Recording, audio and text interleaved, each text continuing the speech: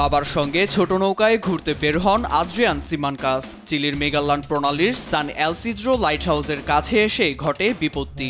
Net দুনিয়ায় ছড়িয়ে পড়া ভিডিওতে দেখা যায় হঠাৎ করেই বিশাল মুখ খুলে হ্যাম্পব্যাক প্রজাতির বিশাল এক তিমি ছোট নৌকা সহ গিলে ফেলে আদ্রিয়ানকে। তবে ভাগ্যের জেরে সেকেন্ডের মধ্যেই মৃত্যুর মুখ থেকে বেরিয়ে আসেন তিনি। বিবিসিকে দেয়া সাক্ষাৎকারে জানান নিজের সেই ভয়াবহ অভিজ্ঞতার কথা। জানান কোনো ভয়ানক রাক্ষসের মুখ মনে হচ্ছিল তার। আঠা জাতীয় পদার্থ ছড়িয়ে পড়ে তার গায়ে। চোখের সাদা, নীল আর কালো ছাড়া কিছুই দেখা যাচ্ছিল না। নিজেকে মনে হচ্ছিল কার্টুনের চরিত্র পিনাকিও।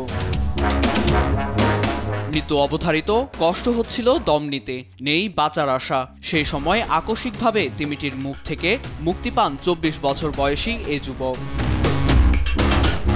সঙ্গে সঙ্গে আদ্রিয়ানকে নিরাপদে সরিয়ে আনেন তার বাবা।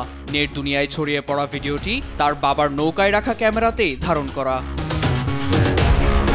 মূলত তিমিদের দাঁত না থাকায় ছোট মাছের ঝাঁক শিকার করে বেড়ায়, আর মুখ গহ্বর বড় হলেও খাদ্যনালী ছোট।